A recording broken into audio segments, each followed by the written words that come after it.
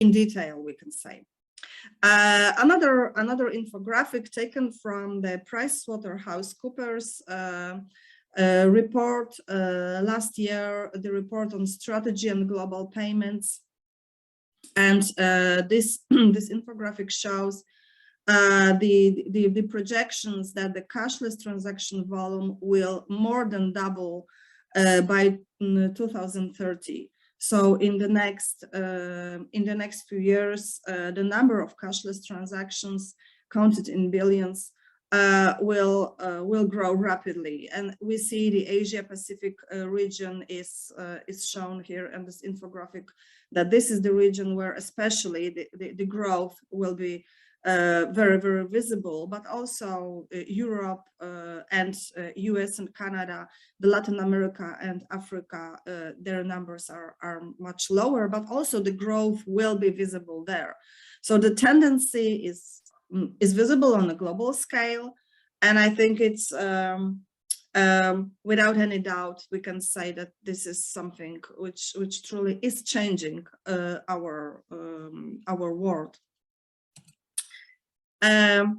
But we can ask, if we take a like a step back, we can ask what's interesting here for a sociologist, because of course money, banks, transfers, this is interesting for banks, for economists, this is interesting maybe for the fintech companies, but what is interesting here for a sociologist? First of all, we have some tradition of studying money in sociology, of course, Georg Simmel, but more contemporary studies of Vivian Zelizer and her followers. And in this tradition, we can see that as a society, social attitude towards money generally reflects many other social aspects, social relations, social phenomena, like power, like ownership, like a social structure, or the types of consumption. So this very, we can say, obvious, maybe simple issue like money, it might be studied to show much deeper things from the perspective of sociologists. And think, for example, about a contemporary situation. We have many new actors in the field of money, of transfer money, this cashless transfer of money. We have the fintech companies which specialize in transferring money, and their presence not only has an impact on our attitudes and our strategies of our everyday usage of money, but they are the actors who are fighting for power. They are fighting for their influence on politics. Their presence is changing social perspective on money, but they themselves are new actors in the field of social power. So also as a sociologist, I think we see that again, our social attitude towards money, how we see money, how we perceive money, what we think about money, it has a large consequences on macro and micro level for many social fields, for politics, for economy, for home budgets. For example, think about the matter of transactional costs. There are so different when we think about cash and when we think about cashless solutions. The transactional costs are really different in these two subjects, and the discussion how to lower transactional costs when using cash or when using cashless solutions, it has a great consequences on economy, on our home budgets. I will try to show you some examples later. So the trend is growing, and I think it is, for me, it is obvious that sociology cannot not discuss this subject. Yes, we have to be present, and we have to give our sociological insight and sociological perspective into the debate about money. We cannot leave it just for economists, with all respect to their field of studies. Personally, I'm involved in the subject and in this discussion since 2018, when I was invited exactly into the project, the science research project, which is conducted by economists.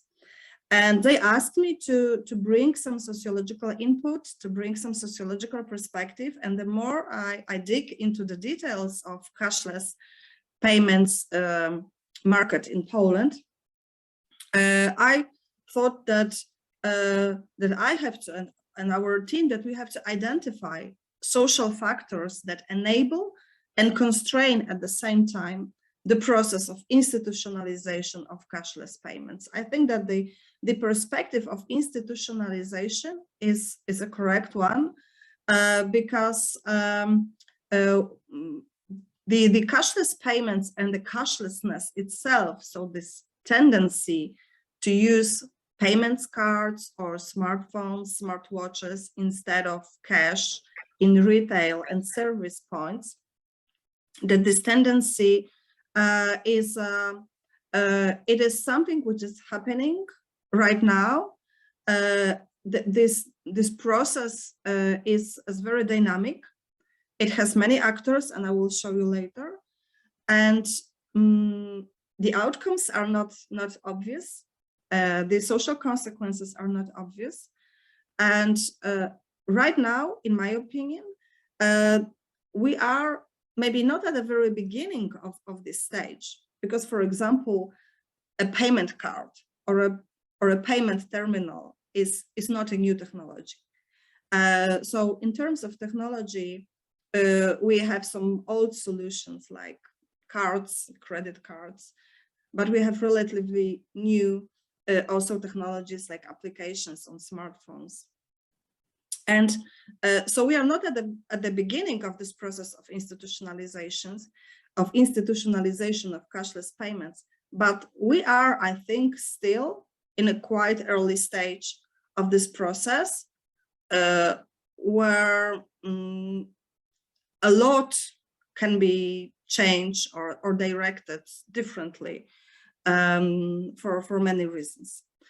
So the avoidance of cash, which is, I also call the cashlessness, that this is not only a tendency to use payments cards, but this is also an avoidance of cash in most economic relations, is something which is at the core of my studies. And I would like to persuade you to take this institutional, neo-institutional, to be exact, perspective for the time of our class. The core idea that I would like today to be maybe the focus for our class is that the growing popularity of cashless payments, and we have seen this global studies and global data, that this growing popularity can be explained, or should be explained even, by a systemic analysis of norms, sanctions, values, and institutional practices that flow between micro and macro social level within payment market. So you can see that I'm using here quite basic sociological notions like norms. So the rules of doing things, sanctions, so some kind of awards or fines or punishments that are within specific social field, values, so things we think are important, and institutional practices. So our way of doing things which are not individually constructed, but are passed from sometimes one generation to another. This very basic, I think, sociological notions are still useful when we take the neo-institutional approach to cashlessness. And right now, I would like us to get a closer look into this approach. Probably some of you are familiar.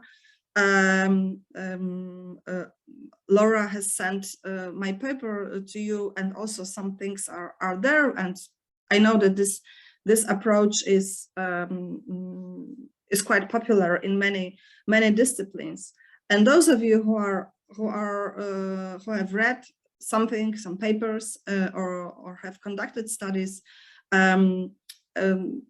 with some references to new institutionalism, you are aware that this is a very complex and, we can say, multi-threaded research trend in social sciences, which has been developed since the 70s. And this multi-threaded research, it includes research on economic, political, cultural, many other social phenomena. So it's even, I think, hard to pick one field and say that, okay, yeah, this is the field which is like especially dear to neo-institutional studies. Also, in terms of methodology, we can see that this methodological diversity. Lots of studies are using the qualitative methods, and in my opinion, they prevail in the studies, but also some researchers are using quantitative analysis tools, and they use some national sample surveys, which is, I think, not that common approach, but it is also present. We have the methodological diversity, and the subject of research also in the neo-institutional approach can be really diverse. We have papers which are using the material artifacts, documents. We have papers which concentrate on individual people and their perspective, like, for example, individual managers or individual professionals in a field. Or we have papers where the entire organizational complex and procedures existing in them are the subject of the research. We have historical analysis, and we have the single case studies of a very contemporary issues. So it is hard to pick one very specific subject or one very specific method, I would say. But the neo-institutional approach is also valuable to the studies of cashlessness, because this is the approach which points to the material foundations of institutions. It points to the material foundations of the way things are done in a specific organizations. And when we discuss cashless solutions, I think it is quite natural, obvious that we have to discuss the material foundations, the cards, the terminals, the technology, the apps on our smartphones. So this material aspect is something which is crucial, which is at the core of the cashless solutions. And that's why also the neo-institutional approach is interesting and valuable to the studies of cashlessness.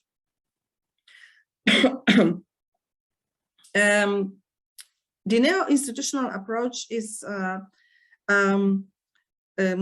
trying to search for micro-foundations of a larger institutional processes. And the studies that I'm going to discuss in the later part of this class are trying to do exactly this. Yes, I was trying to identify what are the micro-foundations of this huge institutional process. As a consumer, I see cashless solutions everywhere. I mean, in Poland right now, in 2022, I pay without cash when I buy a ticket on a bus. I pay without cash when I pay for the parking in the city. Of course, when I go to the grocery store, I can use my card or my phone almost everywhere right now. And to see this large process, and I'm thinking, what is sustaining this process? Why is it working? Why is it developing? And the neo-institutional approach, the new institutionalism, usually asks this question: why this process is sustained? Why people are trying to use some specific solutions for such a long time? So we have a research on institutional practices, and especially one of the most common outcome of some new institutional studies is the identification of the process of creation or institutionalization of social scripts within organization. So we see that there are some repeating actions.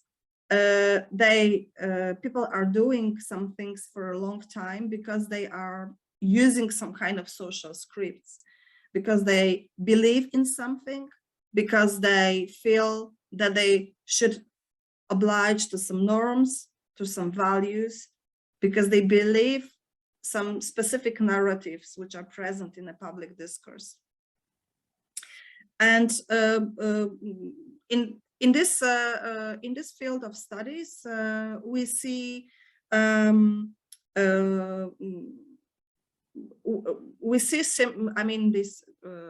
this observation, this general observation.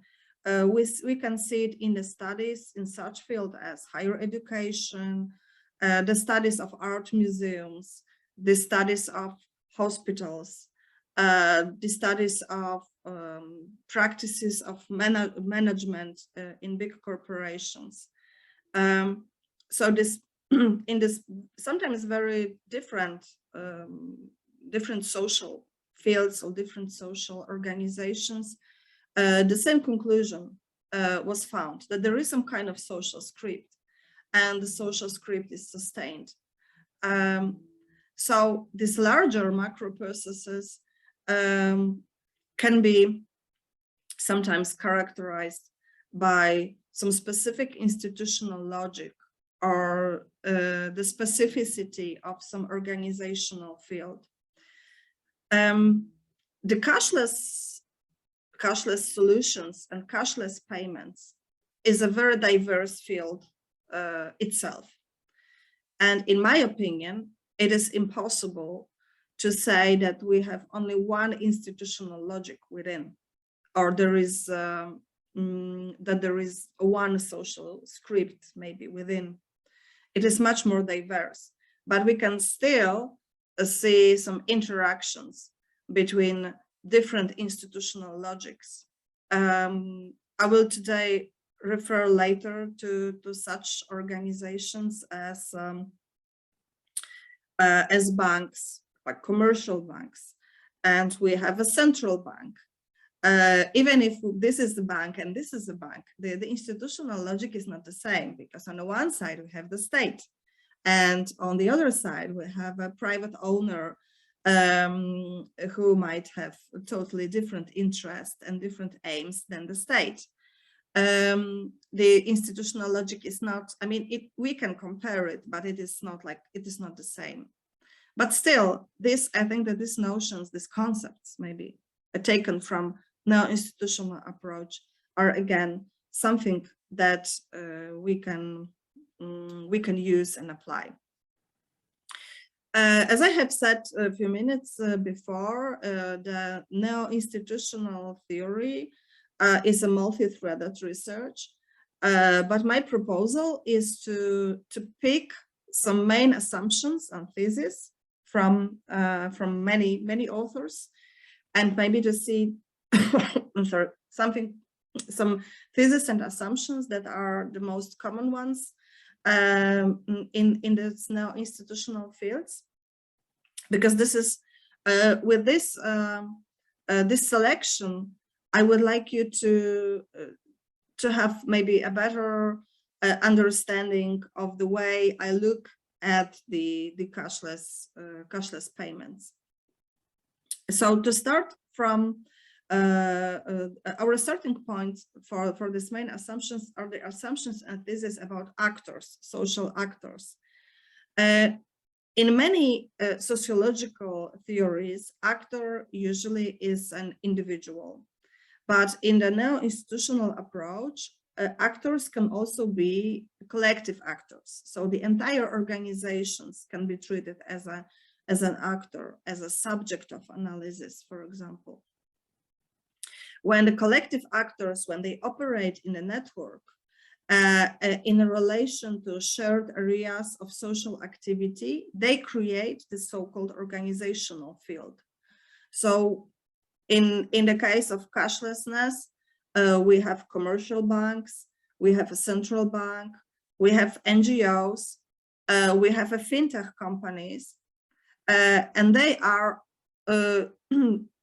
operating in a network. They have to cooperate in order to have the cashless solutions work, and that's why they create the organizational field.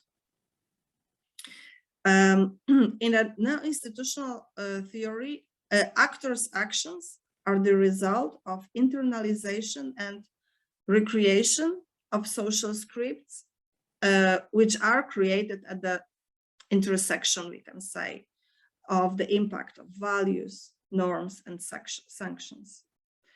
I think it is safe to say, although sometimes it is not described like openly, but I think that the non-institutional approach has this assumption that actors operate under conditions of limited information. They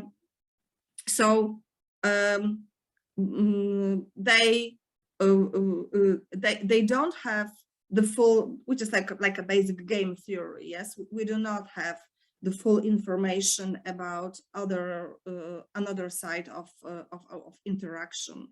We do not know all the resources, we do not know all the intentions, we do not know aims, etc., etc. So actors, even when they are in the same organizational field, they have the delimit information. They follow the rules set by this institutional framework and beliefs about their own preferences, which are also shaped by scripts affecting social actors. Actors often strive for actions that can be defined as rational, but as neo-institutional theory says, the rationality is socially constructed. It is not something. It is not something which is like objective. Yes, very often it is socially constructed. Very often the rationality is very, very subjective.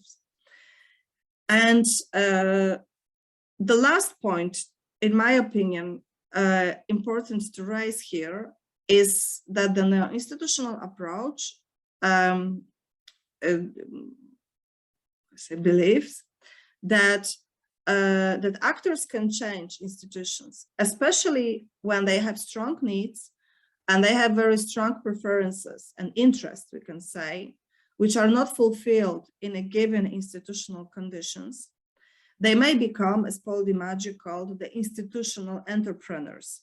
So they can seek to change these conditions. They can seek for a change, and the result of their efforts are very often in new ways of organizing collective actions. And if we think about our field, I mean, by our, I mean cashless solutions. So our collective actions I can easily guess that probably all of us right now in the class that we have some payment cards, and then we have some apps on our smartphones which we use to pay for things. So the things that, how we do these things is an effect of effort and the preferences of a few actors that I will talk about later. Another group of assumptions and theses regards the institutions. So this very again basic assumptions of the new institutionalism, which says that social institutions, they shape social order and support the reproduction of social meanings and activities. We can see in this field, in this research field, that institutions are treated as forms of scripts, which are on the one hand a mental model, but also a behavioral regularities. So the scripts, the institutions, are on one side a complex of ideas about some possible acceptable actions, which are expressed in beliefs, in declarations, in material artifacts, but also they are the behavioral regularities, so visible behaviors and repetitive practices cultivated by a group of actors. The shape of social institutions depends on underlying values. So how do we define possible goals of actions? By norms. So how do we specify accepted methods of actions?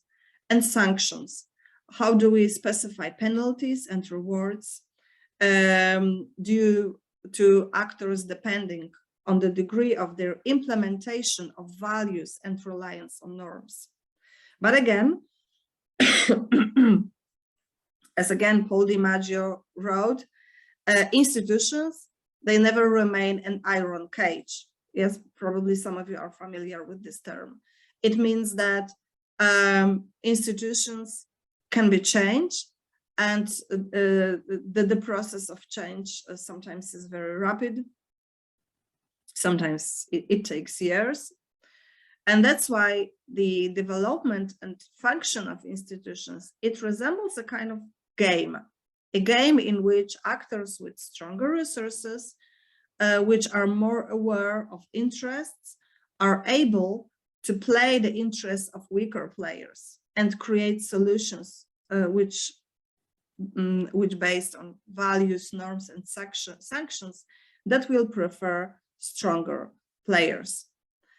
And the last group of these assumptions and theses that I think are important to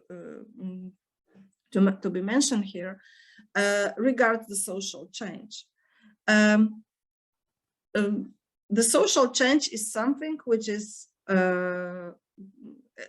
happening constantly, I think, in this approach, and social institutions are the result of dynamic process of institutionalization, including development of social interactions and emergence of norms and sanctions, and articulation of values and the formation of interests.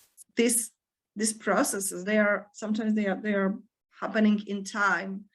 Like, for example, more and more social actors are becoming aware what cashlessness means to them and to their interest. Is it in their interest to be in the network of cashless payments or not? And institutionalization is, to a large extent, in itself a process of change, contributing to the transformation of the social system. And I think our social system right now is changing on a really important and great scale because of the cashless payments institutionalization. The key moment of change according to neo-institutional approach, is the emergence of the institutional entrepreneurs, is the notion that I have used in the previous two slides before. The institutional entrepreneurs, so actors ready to make changes in the institution in order to pursue their own interests. And I think as a sociologist, we should look for institutional entrepreneurs. We should look and we should try to find social actors who are going to change the institution, who are willing to change because they are pursuing their own interests. And a lot of institutional work that I'm also going to talk about today is happening in order to persuade the rest of the society than the vested and sometimes limited interests of institutional entrepreneurs is a public interest also. So we have this three group of main assumptions and this perspective, and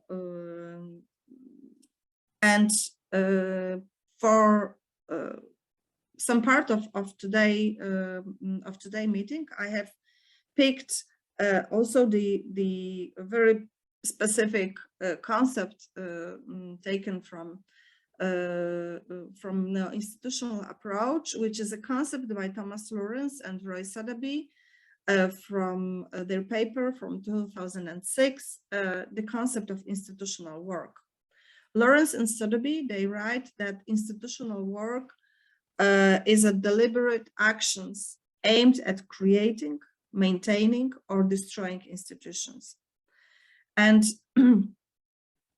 this deliberate actions, so it is not something which happens accidentally. This is not a pure luck or just accident. We are talking about sometimes very elaborated paths of doing some things in order to create social institution or to maintain this what has been created before, or to destroy this institution. And again, if we think, if we are looking for some agential aspects, we have to look for actors who have cultural competences, practical skills, and they can undertake actions that will be crucial to the shaping of institutional solutions. And this institutional work concept, it especially concentrate on the daily, this we can say tedious activities of the actors who create and support institutions. And these daily actions, they are especially important for this concept. Lawrence and Sotheby, they described the three types of institutional work, as I have said: the creating institutional work, the maintaining, and the destroying institutional work. I have not enlisted all subtypes, we can say, of this institutional work, but for example, when they write about the creating institutional work, they think about all kinds of actions that result with new solutions that are picked by many, such activities as constructing identities, as advocacy, as persuading, we can say, people that something is important, or that something is in their interest, or that something is more useful. So this creation of associations, positive associations around some specific thing, this is the creating institutional work. The second type, maintaining, is, as we see, it is about embedding, about routinizing, and sometimes policing. Here are the sanctions. So the actions when actors are trying to keep in line other actors and to direct them into this kind of behaviors that they think are important one or a good one. And the last is the type of institutional work, this destroying institutional work. It is when institutional entrepreneurs are usually when they are fighting, we can say, some social institution which is inconvenient to them. So they are undermining social beliefs. They are trying to disconnect positive associations with some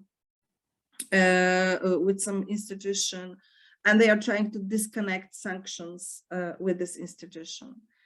And here in our case, we can think about these kinds of actions that create and maintain cashless solutions and cashless payments. And on the other side, we can think about actions that aim at destroying our associations and beliefs that are connecting with cash. So if you are ready, maybe for some quick discussion, as we have, I'm looking at the clock, yes. I was thinking about maybe some brief discussion about such thing. The payment market is, no matter the country, is a two-side market. We have consumers and we have firms. And this gives us these two sides and their specificity. I just want you maybe to think and maybe try to discuss a bit more. What do you think? What values, what norms, or what sanctions do you think shape payment market currently in your countries? So can you think about one value, one maybe norm or sanction that influence consumers or firms in your country? If you feel, I don't know, ready, and if you want to discuss, I just give you one example to maybe give you like a moment to think about these questions. When I was doing this is described in the paper that was sent to you. When I was doing a research on small and medium enterprises in Poland, and we have identified some values and norms, like, for example, familiarity or privacy, that prevented people from using cashless solutions.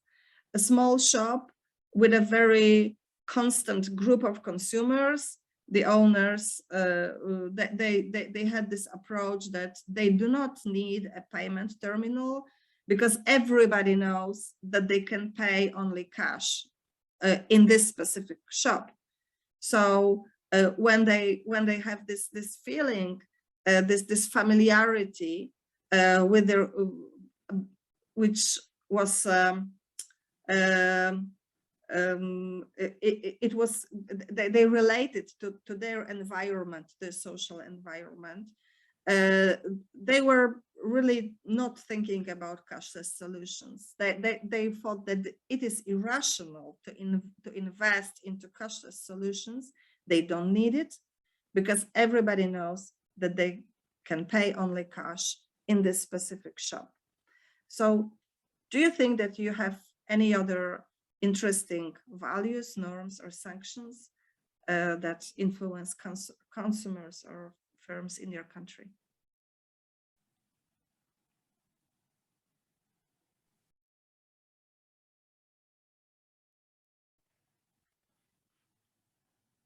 Maybe we can give folks like a minute to just jot down some notes, just to think it through, and we can go around the room. That could be one way to do this. So you can just take a minute to jot down. Yeah, okay, yeah. Okay, okay, I think we have, yeah. Okay, you can, please go. Rajesh, I think you're muted. Do you want to switch up?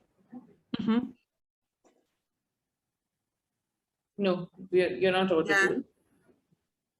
Can you try again? I'm not doing any. There's something with that. We still don't hear you. You're not audible. Something, yeah, maybe. Sometimes too.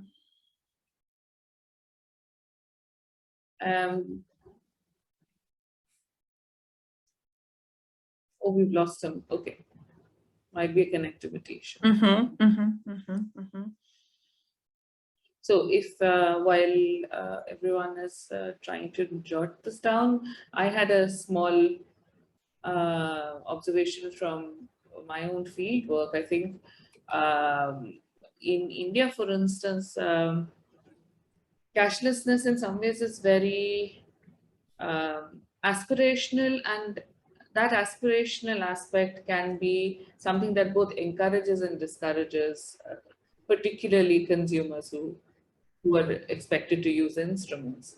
So I remember, so there are some studies which have shown that people specifically in certain social situations, they turn to use cashless options in a very performative way. They want other people to see that, look, we are using, we're not using this old boring mode cash, but we are using a credit card.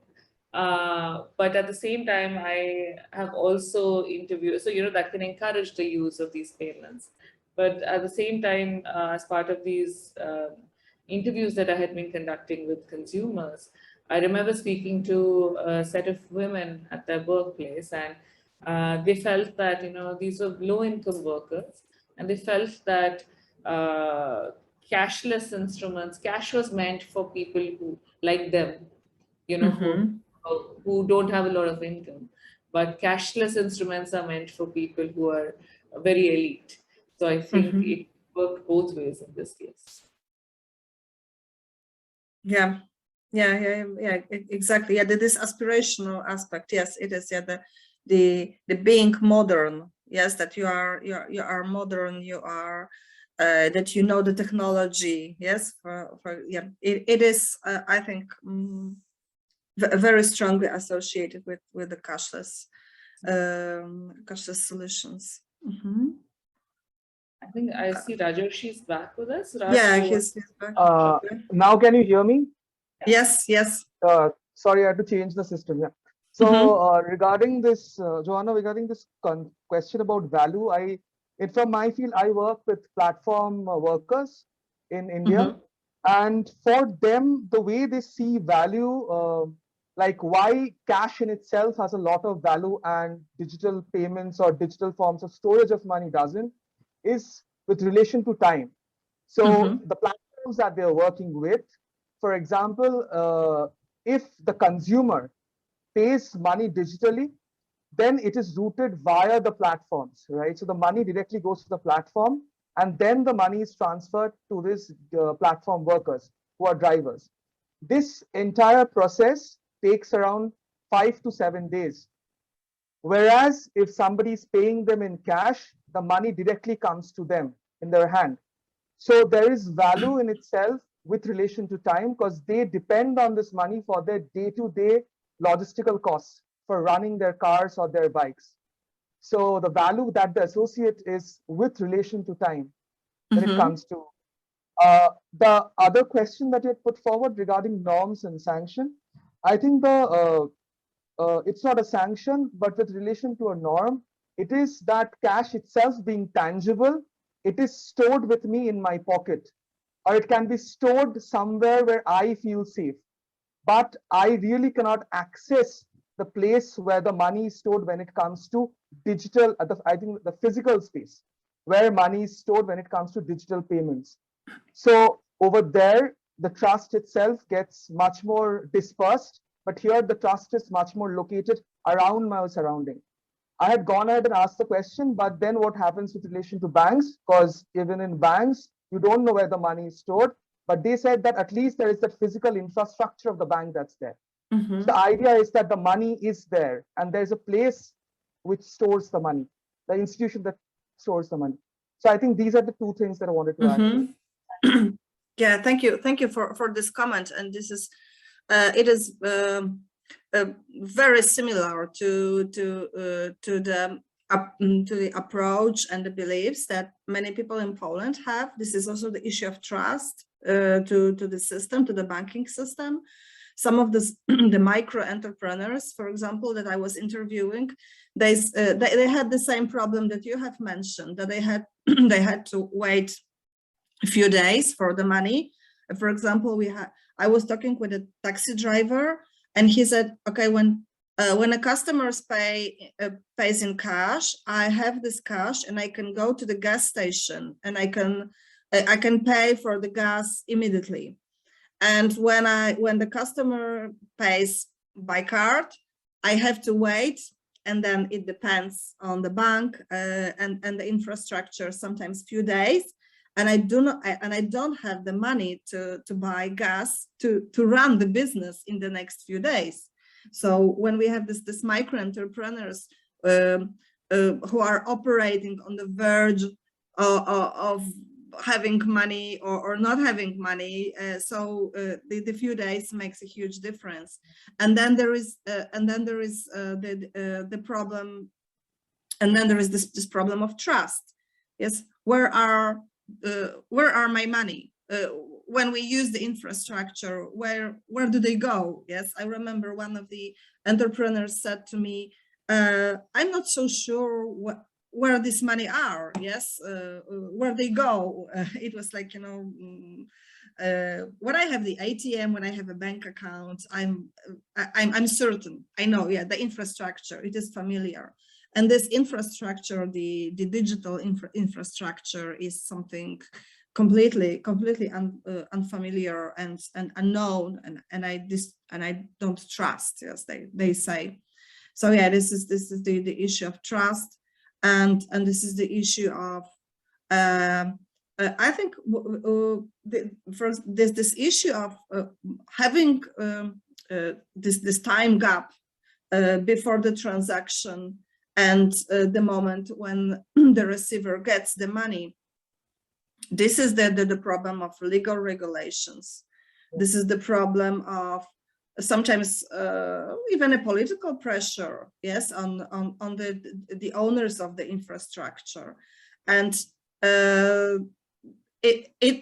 this is related, I think, to the more broader issue of protection of consumer rights or protection of entrepreneurs' rights, which is sometimes also a problem of also of values and norms. Yes, do we think that we should protect consumers in the market? Yes, or do we think that we should protect small or micro entrepreneurs in the market? Or no, they can just do whatever. Yes, so this is also the question. Okay, I don't know if we have any other comments or proposals. Perhaps we could also see how, because we have people who are participating from Italy, just if we could try to think if there are some examples or some notes from there that we could pick up. Okay, we have one. Yes. It's kind of obvious, but one thing that happened following this pandemic situation is that, at least in Italy, everybody was encouraging people to pay contactless, to pay without cash. They were explaining it for like safety, sanitary reasons, but it obviously had a broader impact, because in Italy, these cash payments in, for example, groceries, they were very, very, let's say, popular. And now they seem to, I don't have the data, but they seem to become less widespread. Yeah, that's a very also good comment. We have in Poland a similar impact because of the value of health and the personal safety. it's like whole different discourse compared to what was before. Laura, yes? Yes. Yeah, I was thinking about Italy as well, about, as you said, my near reality here in Bologna. And I think that what is interesting is, talking about cashless payments, is when the farmer communities comes into the city. For example, we have a local market of farmers. So they are kind of reluctant. They were kind of reluctant about cashless payments because obviously the economic reality moves more on direct exchanges. For example, with some neighborhoods having goods for them and exchange in this way. So a micro level of economic exchanges. Then it happened that one of the seller of the market introduced the cashless payments, and this specific seller started having more customers than the other sellers. And so not all of them, but most of the sellers, the producers, the farmers, started using the cashless payments. But actually, you could feel that, given the reality, yes, the more, as I was saying, the different lifestyle due to not living in the city center, but a bit more on the countryside, I'd say, they are not so happy about it, but still adapting. And also because I can see that during the cash payments, like really the physical action of giving money and getting the cash back also allows for kind of more kind behavior sometimes. Just, for example, saying more time, thank you, or stuff like that. Like the exchange is more direct, I'd say less mediated in that sense. And I was noticing it yesterday because I got there to the shopping and I noticed it. And that's interesting talking about, I think there's just, and I think that this comes from also, as Rajorshi was saying, the value of time. So also the different perception of time in the city dynamic, the city vibrating time, and the dilated value of time, maybe when dealing more with the farm and this kind of reality. Yeah. And this is also, if I can comment, this is also the issue of transactional costs, because when a farmer gets the money when paid by card, then the money goes to the bank account. So if he or she needs money, for example, to pay for something, yes, I don't know, a food for the cattle, yes, or something they need to grow plants, they have to go to the bank or they have to go to the ATM and take the money to pay sometimes cash someone. And this is the transactional cost. This is additional activity they have to do because they accepted the payment from the consumer. Yeah. Okay. Thank you for the comment, Kalpesh. Yes. If I'm Kalpesh, yes. Okay.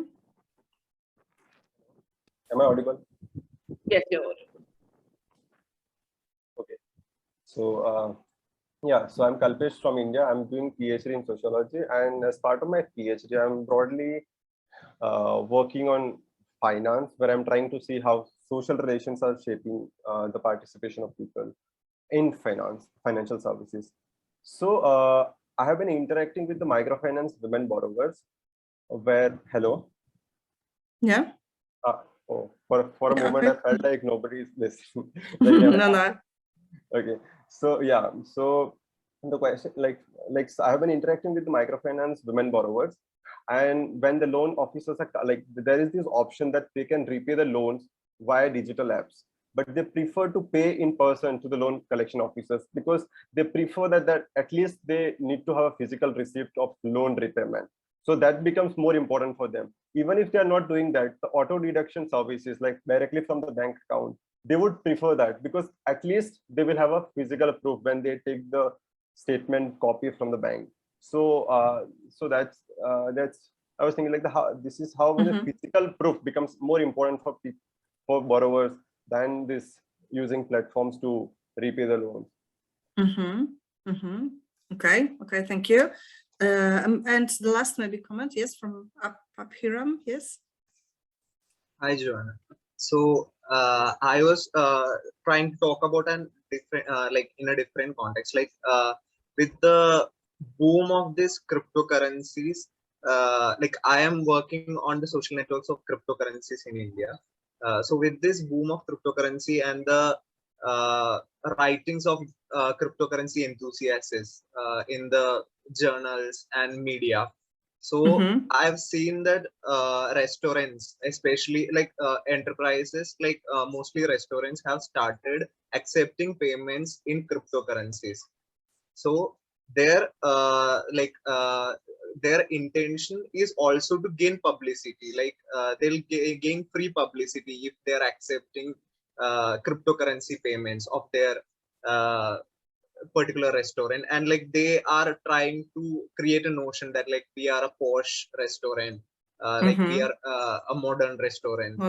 So that notion also. And I would also like to say one observation that like when we saw this Ukraine-Russia war, so Zelensky was tweeting for like requesting money in the form of cryptocurrency, so that they can afford to like control their economy and like control the requirements for war. So this instance, like this kind of the materiality of cryptocurrency also shape the payment market in a country. And the notion of modernity and modernity. That this is like the next level. Yes, we can say the next level of modernity. Okay, Gillette here.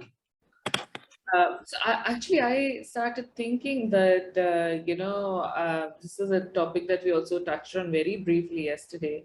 I was reminded of, because I made a note of it when I was reading your article, there's this very nice quote you have there where in discussing privacy, you know, someone says, we don't want to have this physical ATM out there because then other people will get too much information about us. They will know too much about us. So, but I think, you know, some of these observations we are getting from the students, it almost points to, maybe we may even want to reframe this as valence, you know, this act of being watched. In some circumstances, people want to be careful of how much they're watched, but in other circumstances, people actually want to be watched. And that watching is connected to the use of cash or digital payments. You know, there are variations of that. Just yeah. It is a matter of how much you want your lifestyle to be visible, and yes, I think especially the younger generations, they very often they don't see that the threat, we can say, that their lifestyle is very, very visible because of the cashless payments. Yes, where do you buy, what do you buy?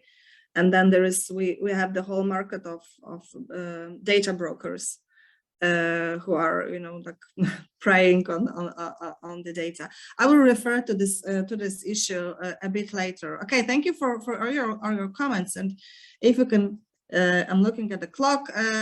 We can go a bit further with our topic. Just to because now we are going more deeply into some empirical research. Just to give you some numbers about the cashless revolution in Poland. Here on the slide, you can see in the year 2004, we had 50 million payment cards in Poland.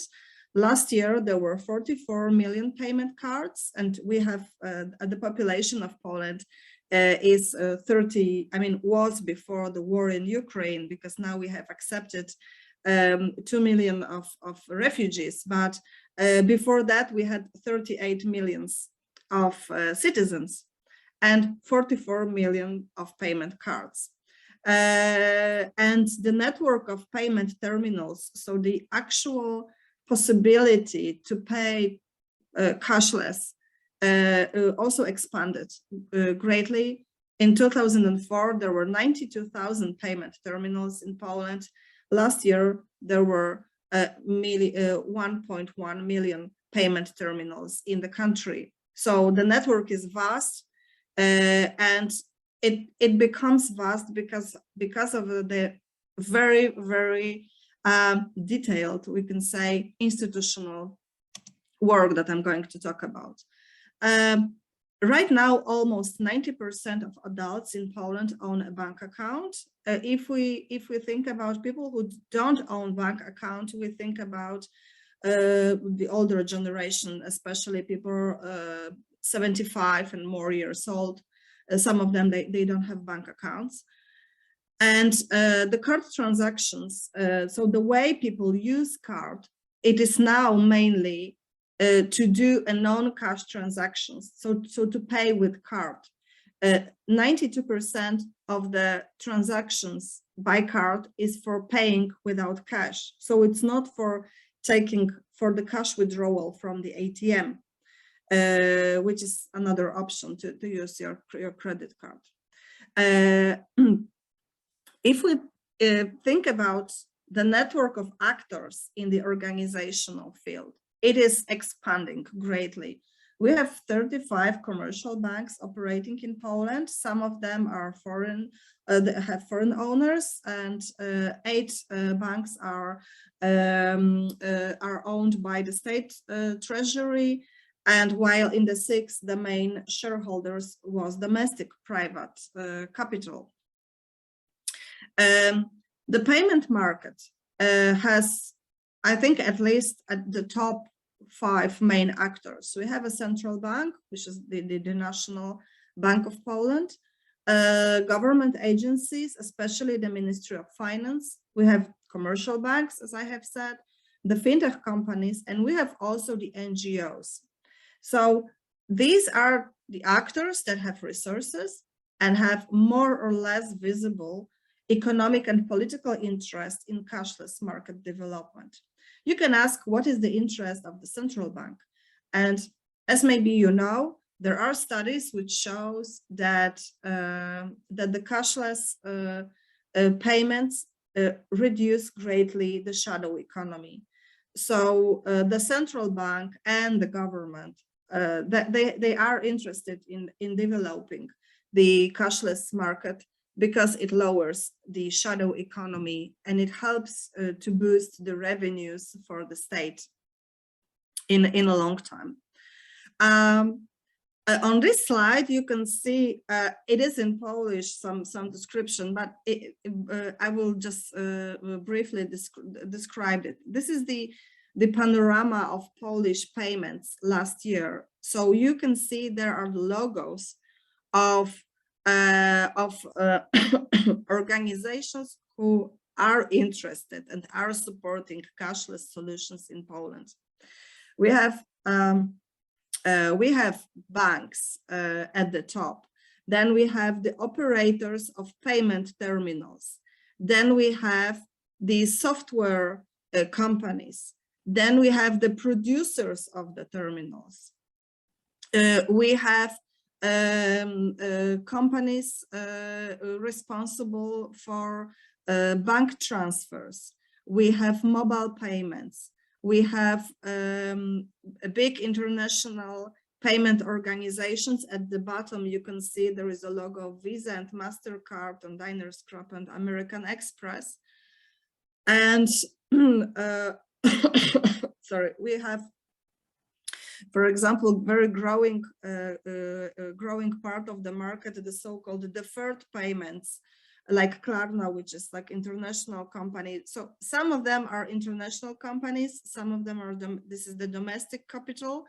And on the left of this slide, you can see there are these are the 4 NGOs. These are the NGOs who are greatly responsible for supporting cashless solutions in Poland. Especially we have the Cashless Poland Foundation, which I'm going to talk in a moment.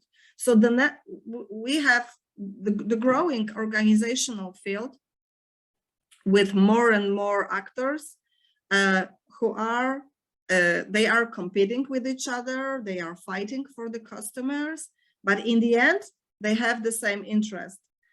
On the general level, they wanted this cashless market to grow. And as I wrote in some description of today's class, I would like to talk a bit about this macro level institutional work. So what is being done currently, or in the recent past, what has been done in the recent past in terms of institutional work around cashlessness. Because our time is running, so I'm not going to go much into details, but to give you some examples. If we think, and I'm using here this concept of institutional work, which was presented before the discussion, if we think about creating institutional work, so a type of work which the outcome is a creation of institution. So I'm thinking about legal framing and constraining, about legislative acts that introduce new legal regulations in favor of cashless solutions. And for example, in March 2020, when the pandemic hit in Europe, the central bank in Poland agreed for an increase in the amount for contactless payments. So without PIN number verification, the central bank agreed to increase this amount from 50 Polish zloty to 100 Polish zloty. So they double the amount of money that you can pay contactless. Of course, they were thinking about the virus contraction. This year, current year 22, in January, the government, the Ministry of Finance, set a limit for 8,000 Polish zloty for cash transaction in business-to-business relations and in payments consumers to firms. So since January, it is illegal in Poland to pay in cash above the amount of 8,000 Polish zloty. This is another legal regulation which is in favor of cashless solution. Of course, not only payment by card, but we have to think that the cashless solutions are also bank transfers. Another 2 examples, communication acts that encourage consumers to pay cashless. 2 examples of advertisements that were published early when the pandemic started in 2020. One of the commercial bank advertised that cashless payments during a pandemic keep yourself safe. Another bank had advertisement saying that it is a mature decision for seniors to pay by card. And they say paying with a card and avoiding visits to bank branches can be treated as a prescription for health in the era of the coronavirus pandemic. We have at the time some public speeches of central bank president. In these public speeches, he encouraged entrepreneurs to accept cashless payments from their clients.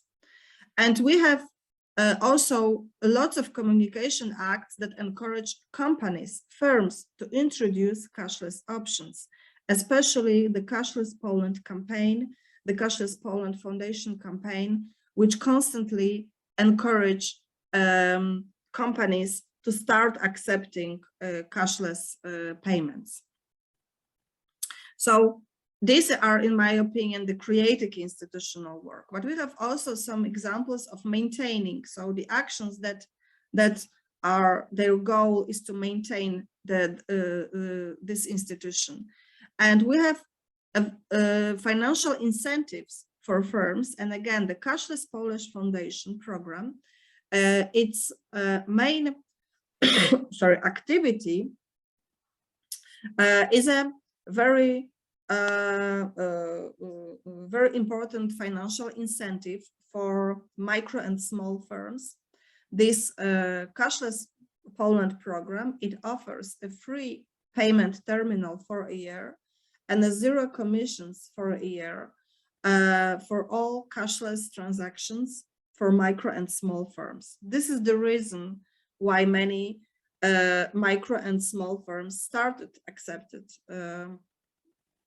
cashless payments in the last, we can say 3-4 years. We also have the legislative acts that strengthened regulations in favor of cashless solutions. Again, in January this year, we had this huge regulation, the tax regulation, the so-called the Polish deal. And this act mentions an obligation on taxpayers to accept non-cash payments in every place where they actually conduct business activity. The customer can choose the method of payment, but the taxpayers, the companies, they have to offer a non-cash payments everywhere they actually conduct their business activity. But we have this. We also have some examples of communication acts that disencourage firms and clients from cashless options. This is this is not so visible in a public discourse, but it is also present. Last year, the NBP is a National Bank of Poland. The president, in his statement, he said that entrepreneurs cannot make customer service dependent on cashless payment. This was the case in the beginning of the pandemic when some of companies, some of small firms, they were so afraid of cash because there was this information that the virus might be transferred via coins or banknotes. So these companies decided to refuse to accept cash. And the president of the central bank said that they cannot do this. And he appealed to retailers who stopped accepting cash to discontinue such practices. So we have this communication act that also discouraged from cashless options, but this was in a very specific situation of the pandemic. So again, we can have a very quick maybe discussion, because we have, I see we have half an hour, a very quick discussion, or maybe we can leave it to the end if you'd like. And you can think about, do you see any familiar, similar actions in your country, like this, some narratives or some statements from central banks, or statements, or some maybe, if you remember, any advertisement which was encouraging people to pay cashless in time of pandemic. I don't know, Gillette and Laura, do you think that we should have a discussion now? Because I have a lot of material still going on. But I think we can just, jot this down and we can come back to the question at the end. Okay. Okay. Yeah. Okay. So you can please think about these issues, maybe some similarities, and we can go on. As a sociologist, I was thinking, if we accept this assumption that there is happening some institutionalization of cashlessness, how to catch this institutionalization, how to catch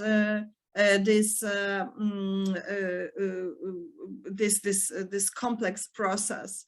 And in many papers that offer some insights and some proposals, or some methodological ones on studying institutionalization process generally, we have examples of studying social scripts So what people actually do, what they choose, for example, the study of behavior in sometimes, for example, in organization, we can study main actors' declaration. So, and then we can develop our knowledge about perception, about opinions, about attitudes.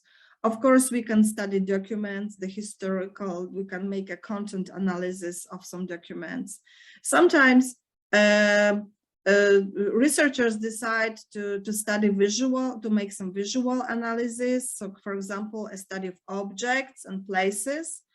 And for example, when I was doing my research on micro entrepreneurs, I was not only interviewing them, but I was also doing some notes about how this place looks like. I mean, what is how the space is organized, the window of shop, what does it say to the consumers? So these all small details of the space and objects might be also interesting. We can identify some rituals, like again, for example, the cashless payments are very much connected to, we can say, almost ritual question, like how would you like to pay? Or even sometimes in Poland, we use, of course, in Polish, not in English, we use the phrase contactless. In shops, people are asking you not how would you like to pay, but they just ask like contactless or card. Yeah, so they're like the short questions, and everybody knows what do they mean. So there are, I think, lots of paths of catching institutionalization, and that's why I think that for sociologists, if you want to conduct empirical studies of cashlessness, we should, I think, apply the mixed method approach. So I think that this approach, which is pretty time consuming, but when we have the content analysis of documents, of official campaigns, this is something that with the Gillette we are doing right now on institutional work. Yes, we are studying this official statements and advertisements. And you can have the in-depth interviews, what I was doing before, with entrepreneurs, with owners of the firms, or with the consumers. And then you can have also a quantitative study, like the national sample survey, which also can add an interesting and valuable knowledge to the study. And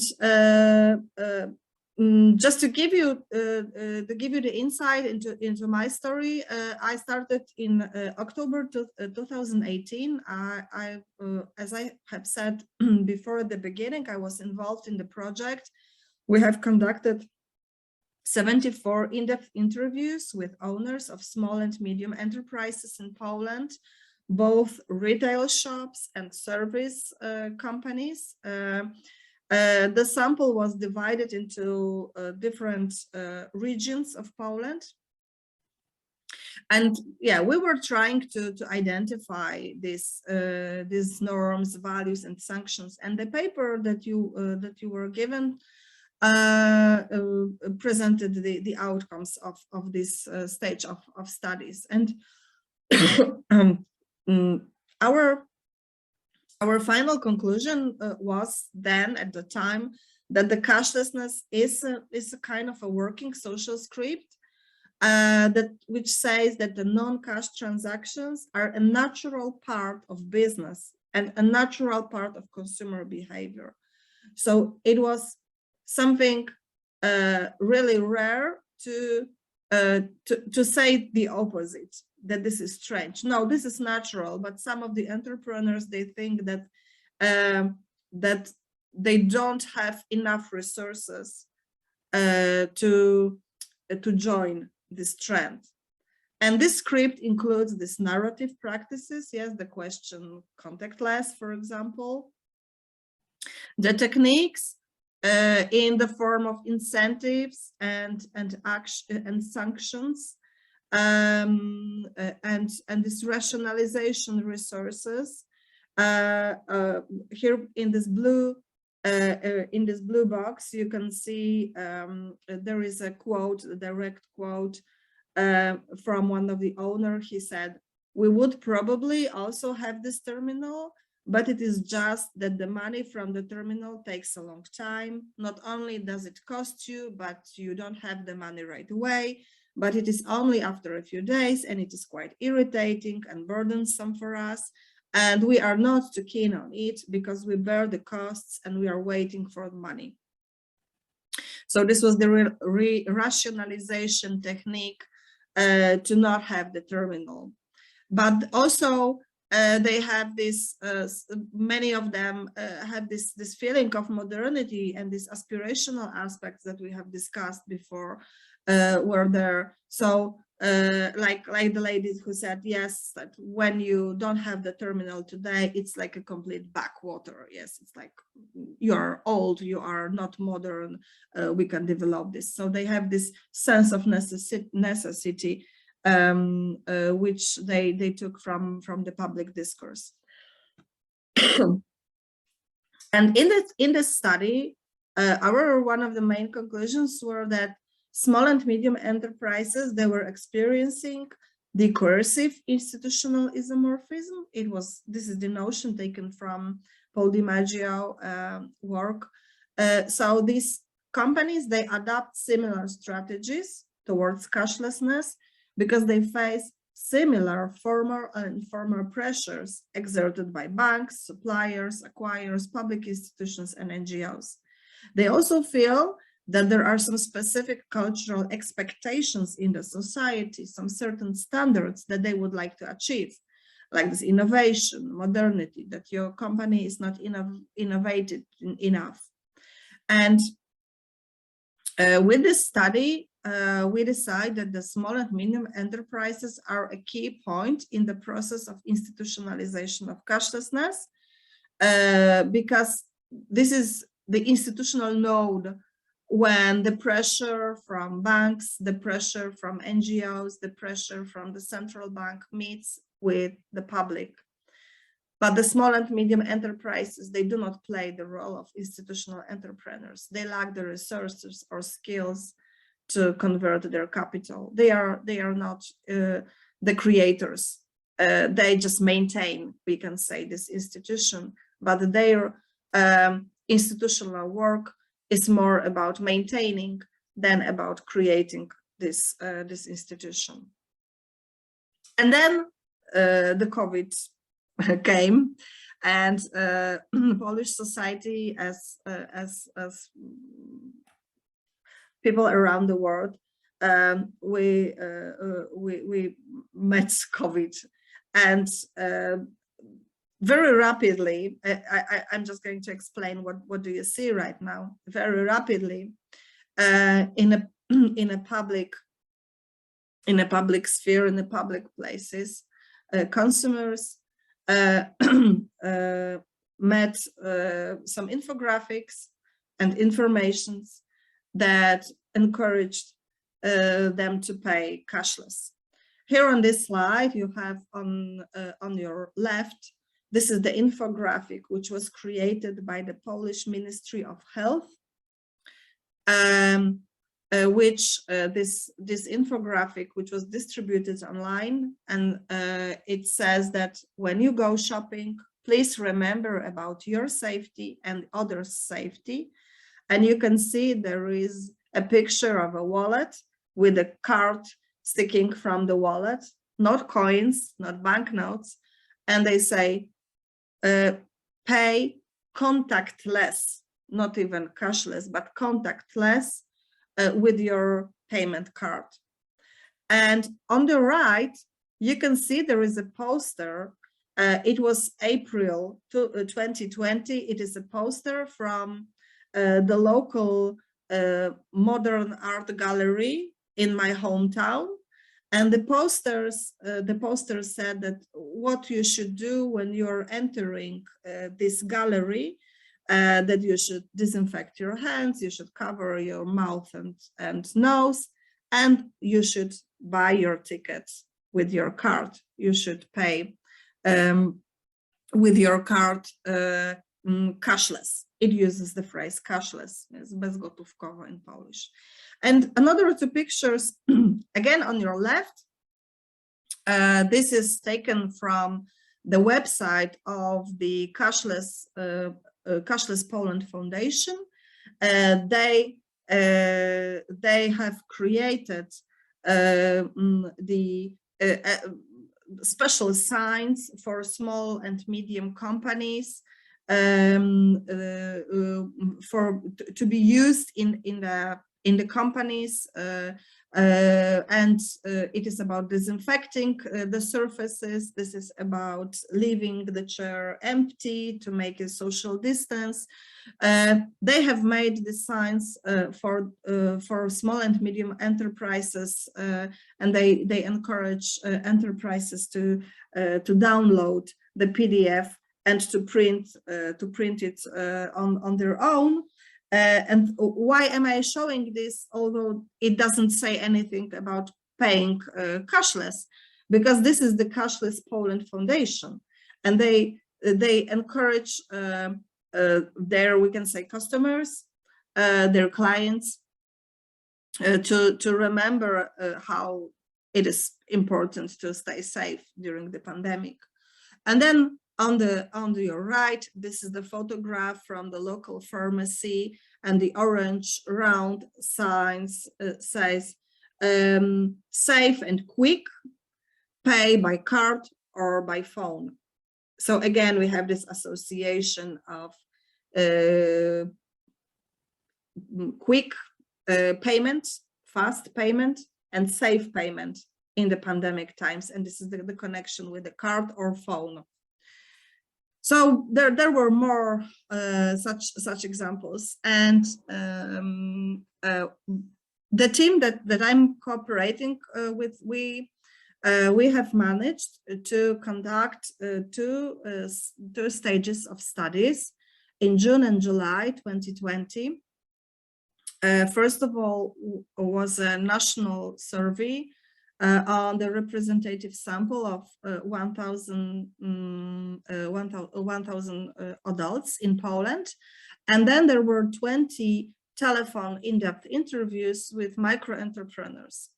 And we were trying to look for emotionally motivated factors that maybe we thought had an important impact on the transition to cashless payments. And especially we were thinking about the fear of virus contraction, that it might strengthen a social norm of cashless preferences, and that it might lead to a greater cash avoidance in economic relations.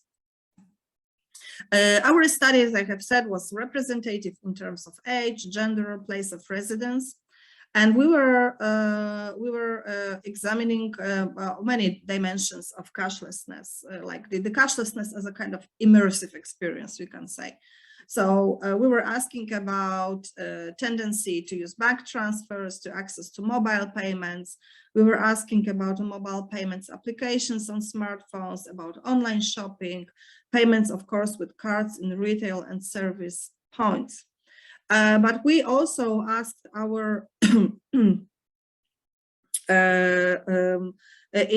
our survey about other enabling factors and indicators of cashless preferences, which is the general interest in new technologies, willingness to use instant messaging apps. We have used this type of technology as some reference point. And we asked about some conviction of usefulness of new technologies. And just to show you some results of this cashless experience during COVID-19 pandemic. Not all results, but some selected ones. Yes, we were asking about some experience, how were people using this kind of technology or solution before the pandemic, and then if they were, have they started to use more frequently this solution since March 2020? And we had also some groups of people who started to use some solutions because of the pandemic. And we can see that, for example, in case of online banking experience, so that the 12% of our sample said that they started to use the online banking because of the pandemic.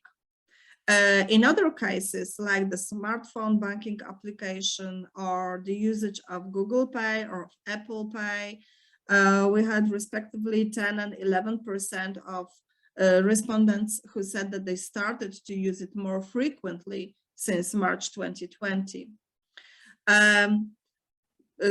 The online shopping is a natural, we can say, accelerator for cashless solutions. And as we see, the 40% of our respondents says that they started to use more frequently since March 2020 online shopping, and 29% said that they were using online shopping via smartphone application more frequently also since March 2020. Online shopping is an accelerator, but another financial activity, let's say, that might be which might be used with the cashless solutions is how you pay your monthly bills. And in the past, people in Poland used cash, of course, to pay your monthly bills for water, for electricity, for your apartment, rent. And then again, we see that in this case of the monthly bills payments, there was like a huge rise of people who started to use the online banking because of the pandemic. And also this, even when this solution was popular before, then we have this rise of using this online banking. So the bank transfer, not the cash. The cash was not so important, not so popular, but it becomes less popular because of the pandemic. In our study, we saw a rise in using contactless forms because people were encouraged to use the contactless forms during the pandemic.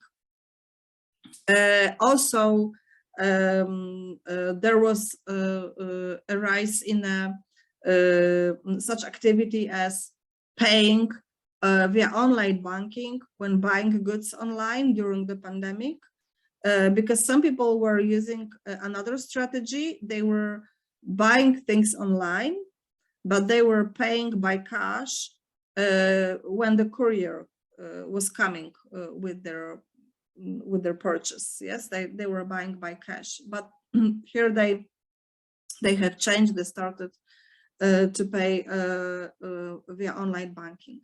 We have a very popular application in Poland, which is called the BLIK application. It gives you a 6-digit number to confirm your payment. And this application was also used more frequently when shopping online since the pandemic. And 69% of our respondents, they say that they started to see a usefulness of new technologies during the pandemic. So generally, the pandemic just gave them this impulse to accept and to more new technologies. We have the impact of new technologies, but we have also, we saw in our study the normalization of social distance rules. We asked directly people, are they afraid to contact with other people? And almost 40% say that they began to fear this contact of people. We must remember that the survey was conducted in June 2020. So of course now the situation has changed a lot. But it was a very strong change in the perception of social relations and interactions. That's why maybe 43% of our respondents say that they start to think that shops without terminals are not consumer friendly, which in my opinion, it presented there was a normalization of payment practices, this cashless payment practices, and also a new expectation, a new pressure on entrepreneurs.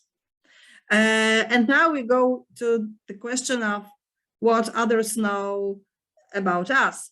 47% of our respondents says that they are afraid that now their finances and lifestyles are more under surveillance. Yeah, so maybe they were afraid of some sanctions, maybe new norms.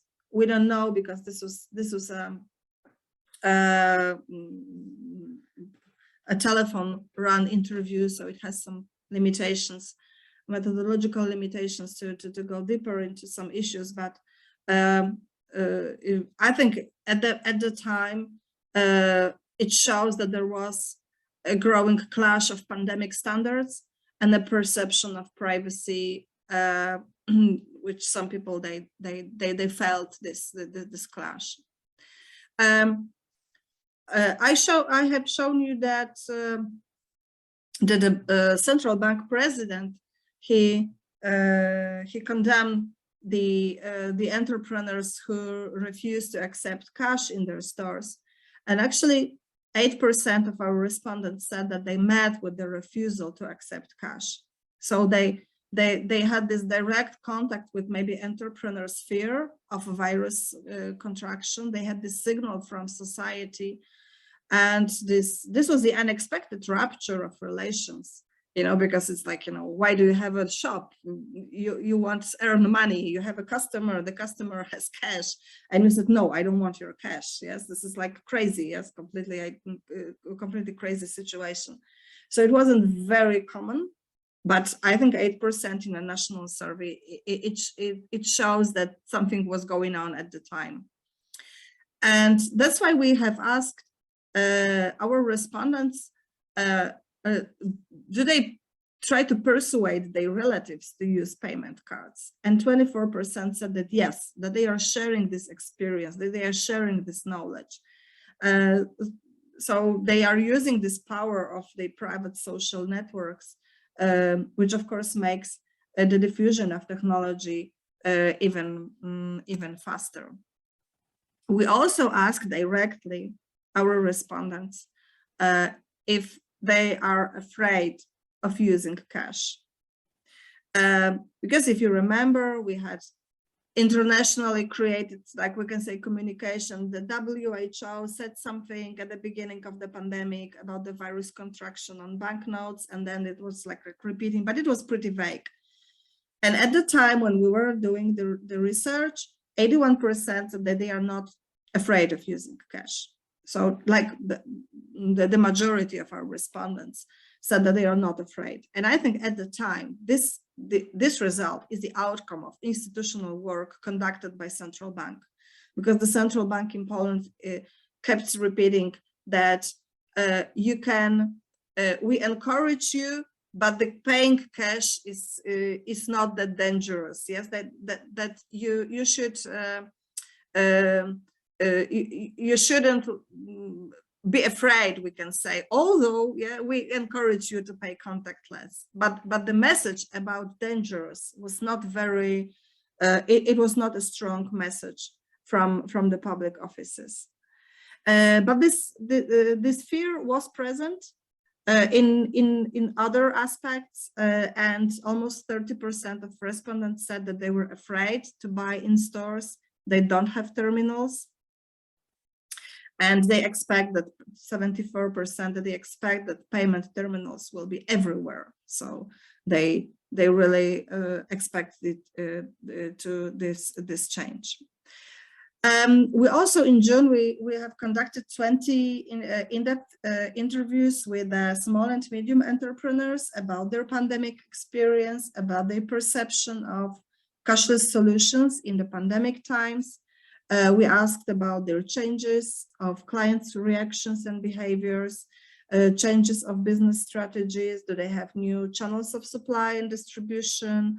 And we asked them about, do they fear of virus transmission through surfaces and cash? And we can say that this pandemic experience at the time was strong. The phrases like the market died in this period, and the realization that the COVID started the popularity of terminals. It was visible. They felt that that the pandemic was a reason why people were switching to cashless solutions, and some small entrepreneurs, they thought that it was because of these strategies that big discount shops applied, that this strategy influenced consumers in general. It's like, for example, owner of the butcher shop said, we did not propose anything, in terms of payment. The clients themselves pay with card. They listened on the radio or on TV. We know some, and here he names the name of the discount shops, whether a person would not enter even to a pharmacy, they encourage you to pay with card. Gas stations all have such signs, and we didn't put it up because this was already evident that people had already switched to it. By it, he meant cashless solutions.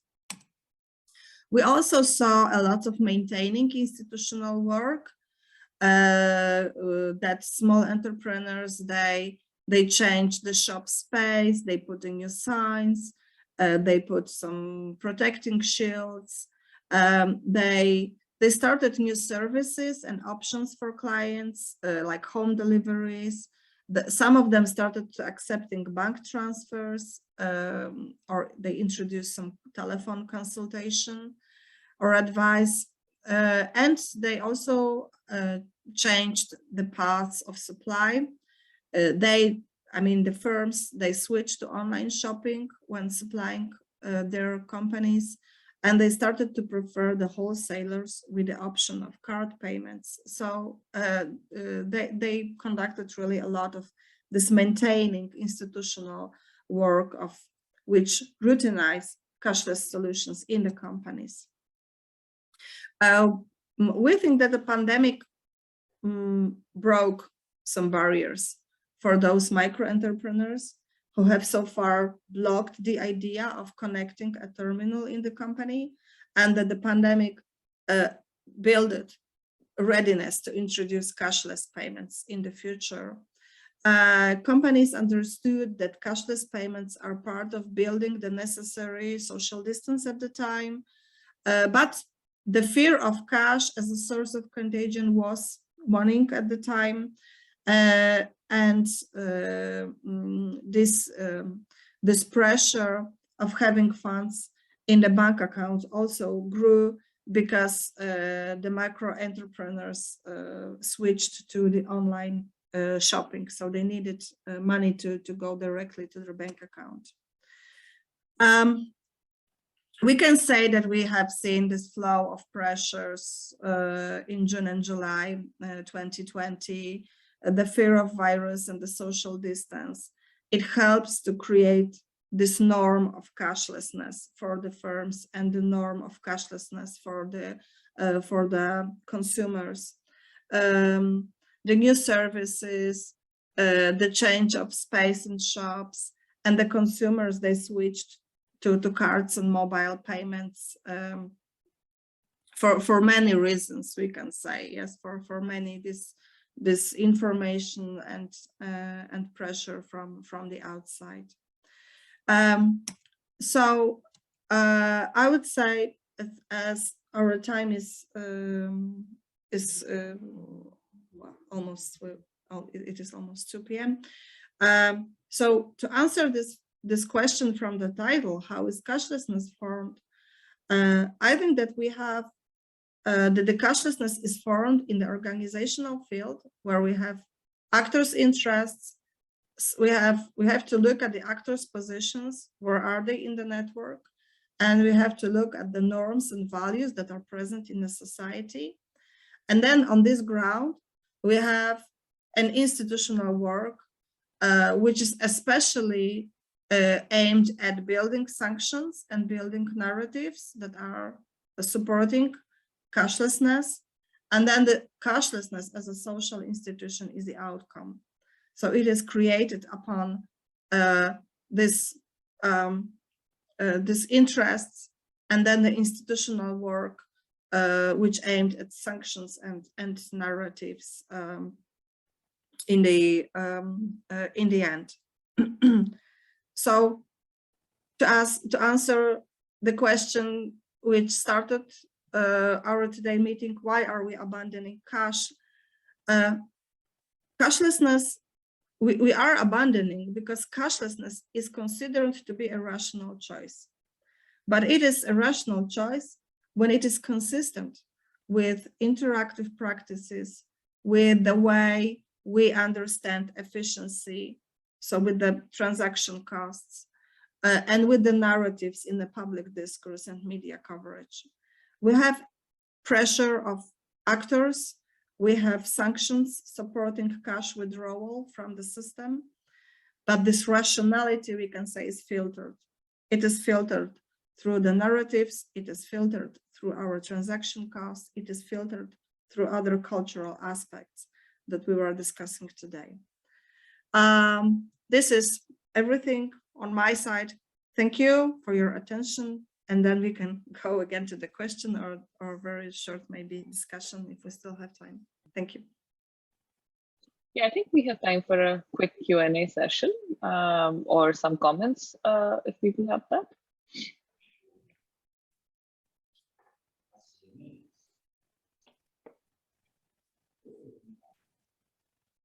I have a question about the methodology, Joanna, if that's okay. I mean, I found it really interesting, particularly the description of the small and medium enterprises as brokers of cashlessness. That is so evocative, you know. And you clarified in the paper that you sort of saw this as a meso level study. And I think that's a very, maybe you could shed some light on it, because typically we tend to see studies of cashlessness either that are organized on a micro-sociological level, or it's a very macro sort of analysis. What were some of the considerations you had to keep in mind when adopting this meso-sociological scale of study, and any challenges that you may have come across? Yeah, thank you. Thank you for that question. Yeah, I mean, usually we see this macro level influences, the politics, the legislative acts, and then we see the micro level of the consumers and their behaviors. And I think that the entrepreneurs, especially the small and medium entrepreneurs, they are this medium level, because on a one side they are consumers themselves, and they are also they receive the signals from banks, from the government. Their actions are very often constrained by some legal obligations from the tax system. So that's why their behavior and their strategy is something between being an individual and being a society and being a group. They are organization, but they are not also they are not like the big corporations. They are not very complex. So in my opinion, for a sociologist, it is interesting to look at them, because you can see the impact of some individual preferences and how people on the micro level perceive bigger issues, but also we also see strategies are sometimes more some constant behavior that is going on for a longer time. So that's why I think that this meso level is between this big processes and our individual consumer behavior, and that's why it is in between. It is in between, and on the methodological level, it is. I think for us, it was sometimes difficult to, especially when you are interviewing micro entrepreneurs. It is difficult to make a distinction between the individual preferences of this particular person, and if this preferences is also a company's preferences. Yes, so when we have a taxi driver, he himself is a one company. We can say he's a one man firm, and his preferences, they have impact on how this company behaves in environment, in the business environment. So this is difficult sometimes to make this distinction. Is this like an individual, or is it like something more? And I think that we think that this is something more, because it is happening in a connections to other companies. It is happening in a connection to the tax system, and his behaviors are treated by the external actors as not individual consumer, but as a company. So that's why. But it is difficult sometimes to divide. Yeah, that's a really important, and I'm sure that this is it's a challenge that one may come across quite often, because I was also thinking, and we've discussed this previously, what is an organization, who is part of the organization, how does that change? And I think that really is the great benefit also of the new institutional perspective, that it allows you to see the organization itself as something that can modify over time. Let's see if there are some questions from the students. Any questions or observations? If I may go next. Yeah. Hi, Joanna. My question is not really regarding the empirical study you did, but more to do with the theory itself, the institutional theory. So in the two assumptions that really struck me was this idea that if you want to seek change, then there can be a deliberate effort within the institutions, right? And the other phrase was the recreation of social scripts. These are very similar to the things that Anthony Giddens writes when he's talking about structuration theory. But the difference that I see here is that where you're saying deliberate or conscious, he's going ahead and saying that sometimes it's not deliberate and conscious. But when practices and interactions with daily performance change very little, they somehow try to modify, or at least try to change the structure itself.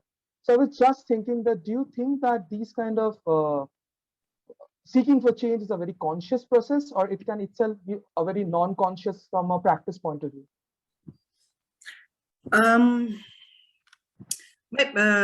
I think that this notion of institutional entrepreneurs, it puts a pressure on deliberate actions that have this aim of change. Yes, that we are doing something because we want change to happen.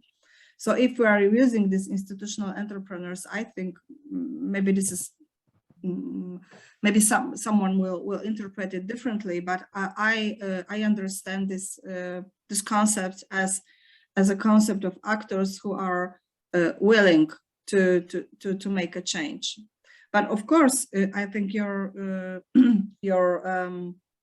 this connection with Anthony Giddens is of course very good, and it is also present in the now institutional analysis. And of course, sometimes the change happens because of a dynamic of actors and dynamic of external pressures, and the pandemic itself. Yes, it is exactly the example of the external condition which has changed many things in the field of institutional without sometimes any willingness, and even like completely there was the opposite situation. People they really hate the change that the pandemic caused, but the institutional entrepreneurs, and I was using this term, these are the actors who are doing institutional work because they would like to change, or they would like the organizational field to benefit them maybe more in the long term. So yeah, but I think it's a I wouldn't say that that in the neo-institutional theory that there is a very strong distinction in this matter. If I may, I also think. Sorry, Yeah. sorry, just to add to Joanna's response, I also think with neo-institutional theory, there are certain aspects which do make the room for unanticipated social change, right? Yeah. So, for instance, if you read Joanna's paper, here this this is a case of sort of coercive institutionalization, but the paper mentions other categories like mimetic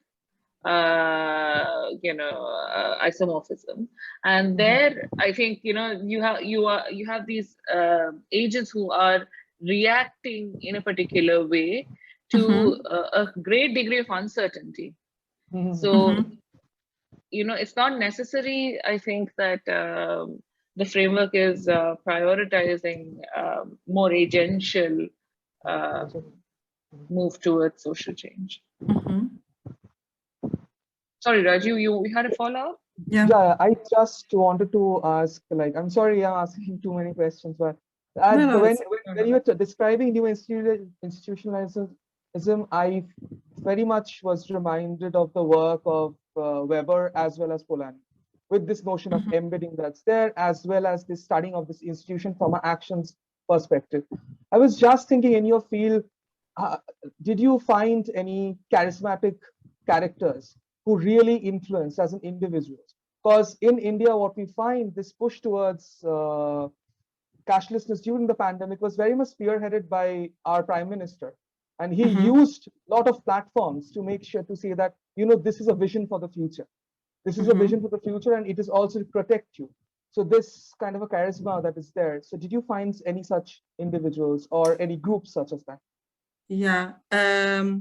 In terms of individuals, I would say that the president of the central bank, who is a bit controversial figure in Poland, but he spoke in favor of cash a few times in the last 2 years. He even supported a movement of defending cash but then there were some there was this confusion: are there his own views, or are these the views of the national bank? But in terms of speaking in favor of cashlessness, definitely the Prime Minister, who, by the way, before he became a prime minister, he was the president of one of the biggest commercial banks in Poland for many years, when this bank was owned by the Irish capital. So it was a foreign capital bank, and he was talking a few times in favor of cashless solution. But this individually. And a group, definitely the Cashless Foundation Poland, because they give this financial support for micro entrepreneurs. They give these payment terminals for free, and they are the huge reason. I think right now, I mean, I'm sure, because we have checked. If you take micro entrepreneurs in Poland, and when they have, if they have the payment terminals, it usually means that they have it because of the Cashless Poland Foundation. So this is really an impact, a great impact. I'm not prepared. I don't have right now with me the data, but there are data showing the number of payment terminals they gave to the micro entrepreneurs, and it's we talk about hundreds of thousands of the payment terminals. I just wanted to add to this, actually, when the question of these charismatic individuals comes in, because this is a paper that I remember I and Rajoshi and, we were thinking of writing this paper, where it's a question of sort of nested charisma, So there is a charismatic figure at the top end, which in this case, the Prime Minister of India, or you have the President of the Polish National Bank. But also it's sort of, trickled into multiple people who served as influencers in some way. So while we were working on these papers, we had also been following the activities of, for instance, the person who was the head of the central bank in India, or the regulatory body, and how active they were on social media to reiterate and echo this message, and in their own small spheres of influence, push that message forward of, using cashless during the pandemic is the safer option, and so on and so forth. So I think that would be another thing to just, and I think our project had been initially to go on to TikTok and see, because there was a lot of sort of ground up influencers who were also getting active in this. Unfortunately, TikTok got shut down in India, so we couldn't do the paper. Okay. Yeah, I don't know if, I don't think so that we have any like really important influencers who are speaking in favor of cashless solutions in the pandemic time or before that. It's I mean, when the pandemic hit, the cashless solutions were at the moment so much popular, and there are so many places where you can pay that this channels of social media and the groups that they refer to, especially the iGen generation, the Generation Z or whatever, it's like they were already cashless. So it was not a place to. There was no need, or we can say there was no need. I think, but I haven't done any studies in that field. But just my opinion at the moment. I think maybe we can stop here, because we have taken far too much of your time, Joanna. Thank you so much for being here today. And it was a really wonderful presentation and interaction. And if it's okay with you, maybe the remaining questions, perhaps students can reach out to you via email. Is that okay? Of course. Yes, of course. Yes. Please. If you have any questions or doubts, or you're looking for some, materials, I would be happy to help if I can. Yes. Thank you for being so generous with your time. Thank you again. Thank you for your questions and comments, and Gillette, thank you for your support, and all additional comments. And I hope you have a great next meetings, yes, in the next few days, and a great class, inspirational class. So yeah, thank you again for having me here, and I really enjoyed the session. Thank you. Thanks. Okay, bye-bye. Bye-bye.